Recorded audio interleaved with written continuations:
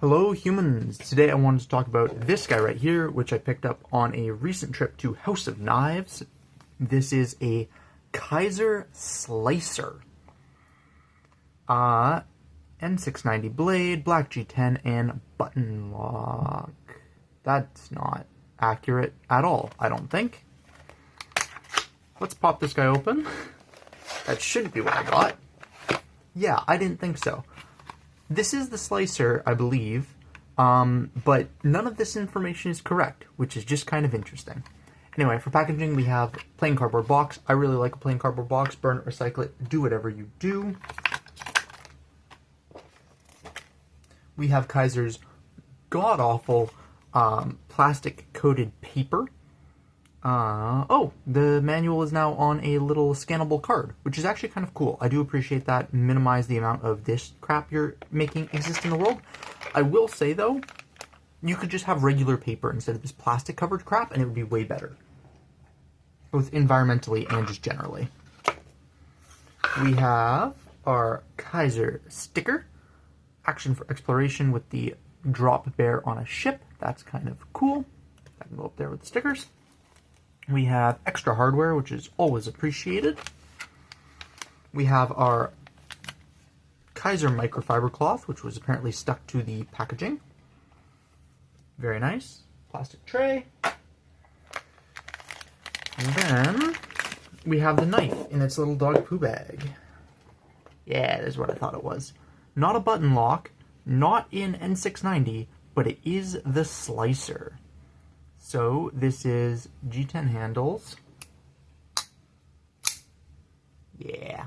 This is a lockback knife. It does have some milling on the inside. Man, that's very comfortable. I'm just gonna move the add-ons out the way. This is a very big feeling knife. It's big in the hand for sure. And it also feels big in the blade. I don't know if it is big in the blade necessarily, but it definitely feels big in the blade. God, that makes a great sound. Oh, crown. Whoa. Yeah, no, that's a properly crowned spine. That's kind of cool. Lock back. It does have a half stop, which is super duper cool. I like a half stop. It's a little bit of extra safety, which is always appreciated. And it's not something you see on a lot of lock backs. You see it on slip joints all the time, but you don't see it on a lot of lock backs, which is just kind of cool. Makes a very nice sound on the close. Oh man. We have a deep carry pocket clip. We do have a lanyard hole, very minimally invasive lanyard hole. Deep carry pocket clip, big deep carry pocket clip though. Very smooth feeling. I'm not feeling the pocket clip at all though, which is very nice. Nitro V blade steel, which is a blade steel that I actually rate quite well. We have a little bit of a choke up spot, but really it's not much more than like an index finger. And we have these excellent little thumb studs. Apologies just for the state of my thumb. It's in rough shape, but nice little thumb studs there. Will this drop? Ooh. I'm sure that'll smooth out. It is centered out of the box, which is nice. Let's get into sort of our initial... I want to flick it again. Yeah, it flicks really well. Is this on... Looks like it's on bearing, or on bushings, which would make sense. Actually, I don't know if you can see that or not. It looks like there's two on each side, which is kind of interesting. But you know what? I can work with that. That's kind of cool. Alright. Edge.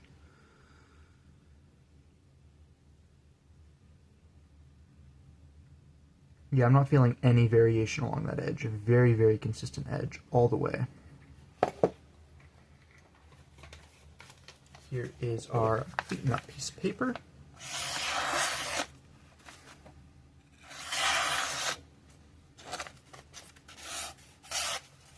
Yeah, true to its name.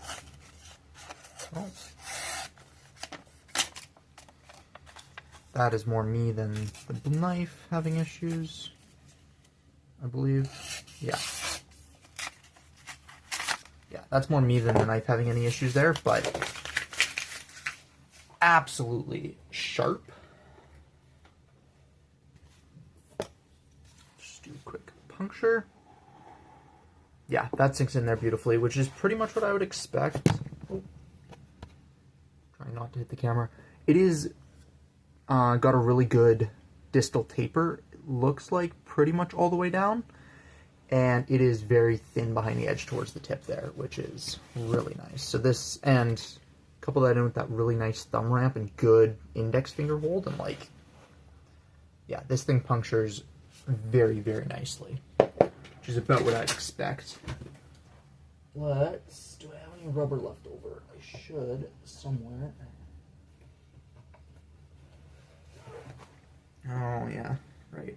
Well, it's going to cut a chunk off this big block so that I can use it for future cut tests, because I forgot to do that before I started recording, which is fine.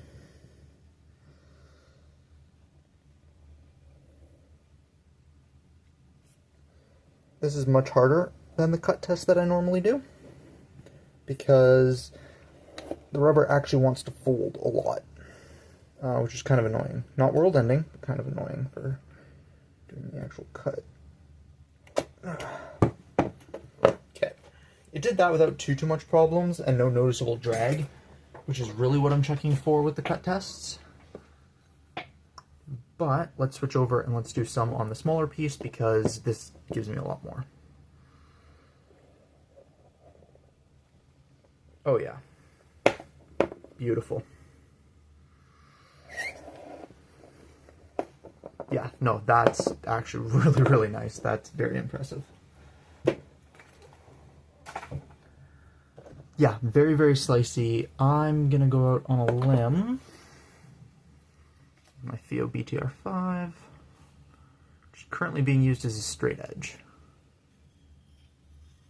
Yeah, full flat grind.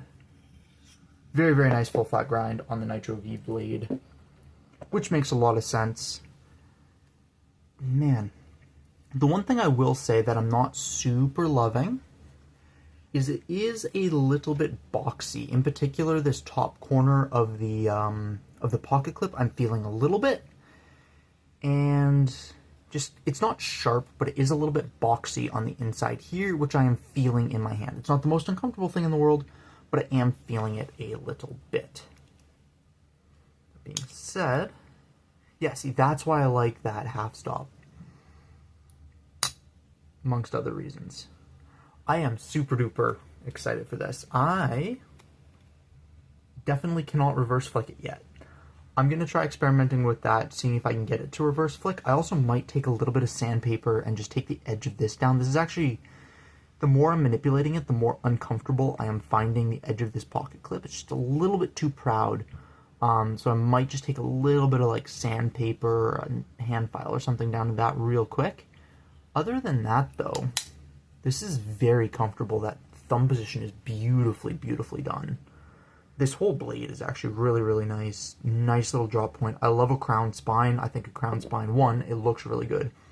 And two, it actually just feels really good on the rare times when I have to have a finger that far up the blade. It's just super comfortable.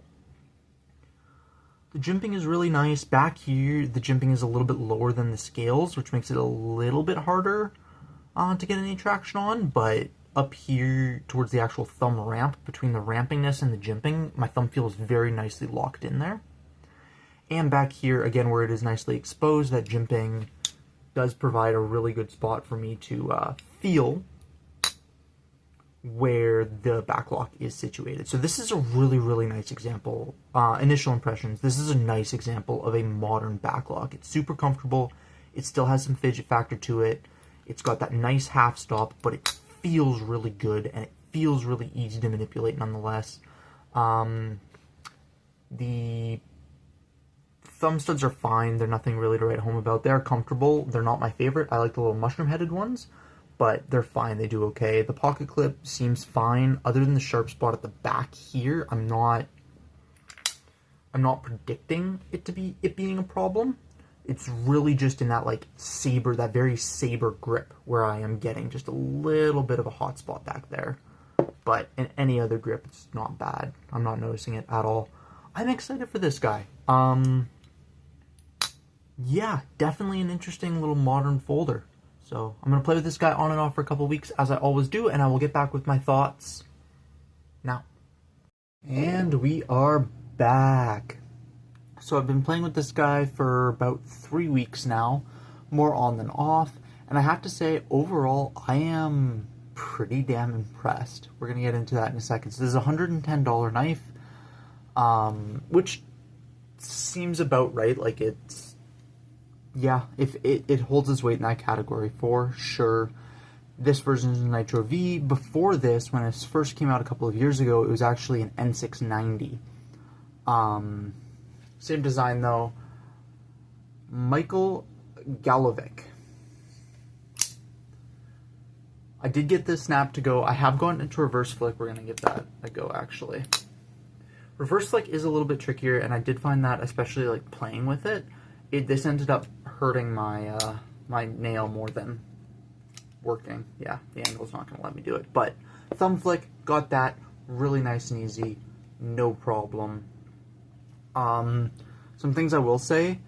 The pocket clip, whilst it does fit on this side because of those two holes, it sits on top of the contoured scale, which just makes it a little awkward, which is kind of unfortunate. I do understand why they didn't mill out a little section, but I kind of would have preferred if they did, just to make this, because backlocks are truly left or right hand operating, right? Like, they're very easy, and they're an ambidextrous lock, and just finishing touches. Finishing touches are good. There's kind of my thoughts on that. What I will say, very, very comfortable knife to use, very, very easy knife to use. This sort of thumb ramp area, even though this jimping is sort of recessed because it is lower than the liners and scales, the jimping for the actual thumb ramp makes a very easy, natural spot to dig in, and because of the fact that the blade is canted slightly downwards, this had a very similar feeling to some recurves I've had that come out a little bit straighter. It draws into the cut very, very nicely, especially if you're right at the belly. It kind of draws towards the heel of the blade and into the cut beautifully, which I really do appreciate. Like, this was a slicer, basic name, but it lives up to that. Like, this thing slices phenomenally well. It also this was comfortable in more grips than I expected. The thumb ramp created a really good spot for my index finger when I was cutting open boxes from the top and that kind of a thing. Like, very, very natural, puts the point perfectly in line with the index finger. Beautiful knife to use. Like, genuinely, it's hard to say. It's very rare that I go out and I say, like, if you had a one knife option, what would you pick? This is very high up there for me. Because of the fact, like, I like backlocks, just to begin with. I'm a huge fan of backlocks, which is going to help there. But also, this tackles everything that you need to do, and it does so, there's such a wide variety of easy ways to use this knife and comfortable ways to use this knife.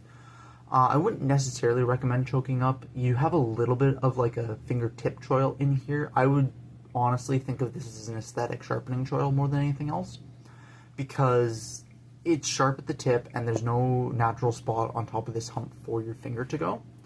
That being said, for my fingers at least, this, like, first bump fits perfectly the size of my index finger at the base here, which just means, like, for those really, really hard working grips, fits beautifully. Crown spine, super, super comfortable. You're not striking fire steel or anything like that, but that's not really what this knife is about.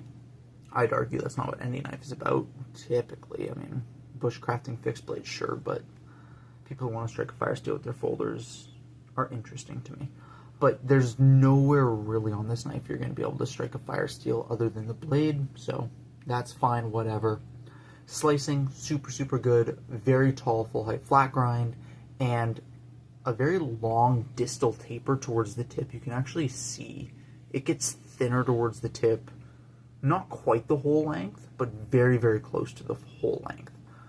Which just means, like, for puncturing slicing tasks, this thing is beautiful. Thumb studs are okay, they're nice, they're comfortable, they're not my favorite. I like the mushroom thumb studs more, personally, but they do work very well. Black G10 looks good. It is contoured, it is very, very comfortable, and just details, having the non-machined face visible of the pivot screw, beautiful. I love that. I know why, like, actually I don't really know why some companies put it on the non-show side scale. It doesn't really make that big of a difference. I just think it looks really good. Drop point blade, full height flat grind, I've done all that already. Super, super nice. Now, details. So with modern backlocks, and this is definitely a modern backlock, there's a lot of potential pitfalls you can fall into, and one of the big ones is backlocks are traditionally two-handed operating knives. And this knife does work perfectly well if you have two hands. You know, you can press, you can do the classic two-handed thing, you can slow roll with the thumb stud, or you can open in a pinch, because you have good access to the blade, so it's an easy knife to open to the pinch grip. However, there are two things here that I think make this really, really great for a modern backlock. And in order to explain them, I'm going to compare it a little bit with another absolute favorite modern backlock of mine, the Buck 722 Spitfire, and the Buck 110. So, one of the reasons why the Buck 110 I think makes a very poor modern folding knife is because of the fact that it truly does take two hands to manipulate. You can open it one-handed.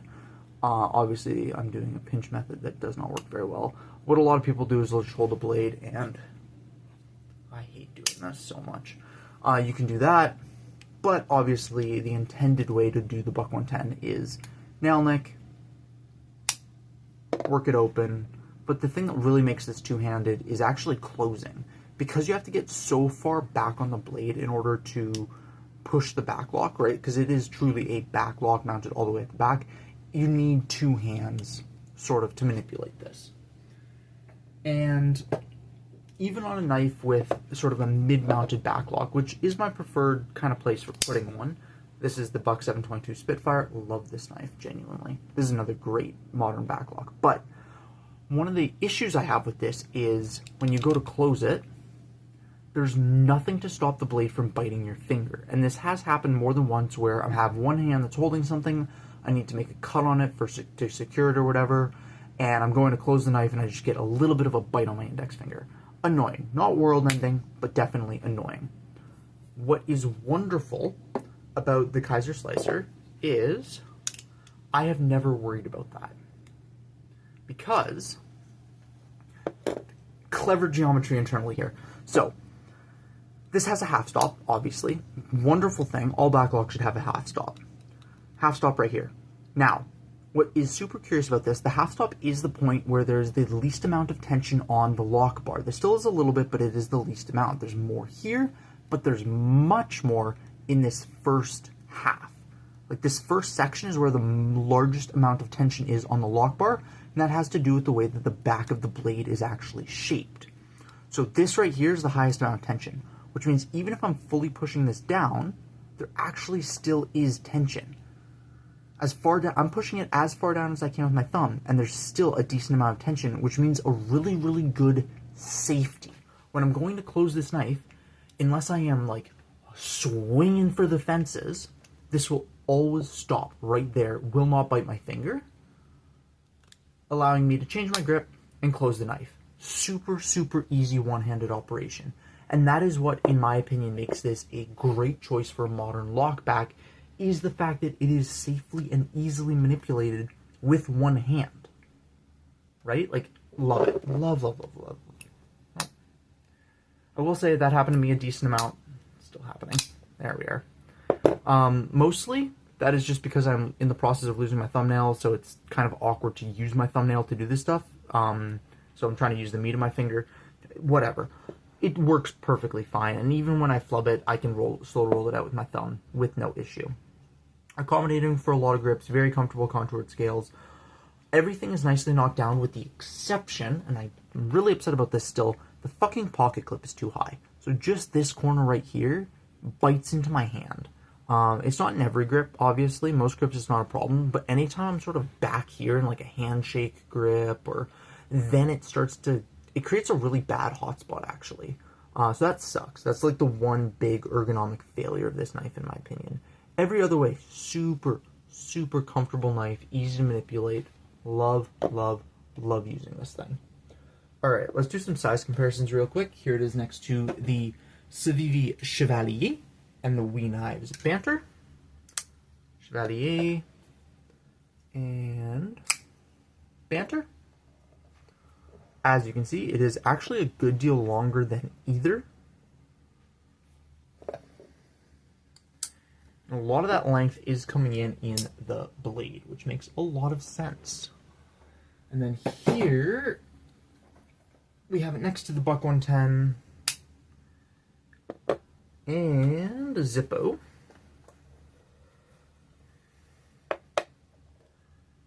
And as you can actually see, it is just about the same length as the Zippo. I'm gonna use a book to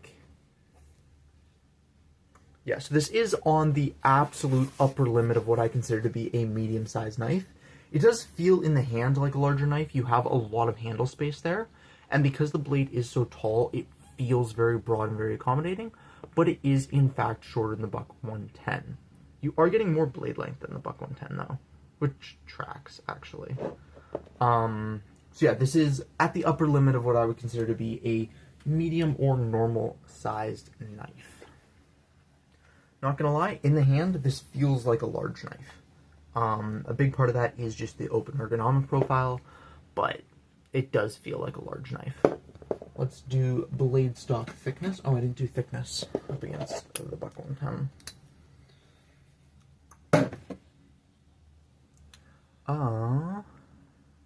It is, as you can see, a good deal thinner than the Buck 110. It's not super thin by any stretch of the imagination, but, you know, it is a good deal thinner, which means it's probably going to prove a little bit thicker than my Zippo. Yeah, just a little bit thicker than the Zippo, which makes a lot of sense. All right, blade stock thickness. I do think that this is a knife that could probably stand like an upgraded version.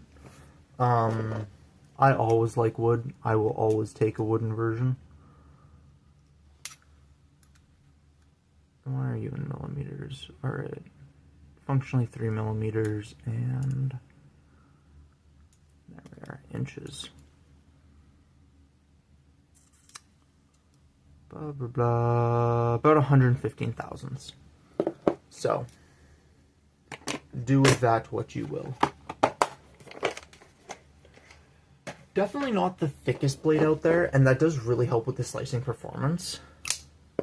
It does hit like that full thickness right at the top, but it's not a super thick knife. Like, I wouldn't be taking this out and beating on it, just because that's really not what this is for. As a slicer, this does perform very, very well, and I do think it is worth noting, in its role, I do think this is an incredible knife.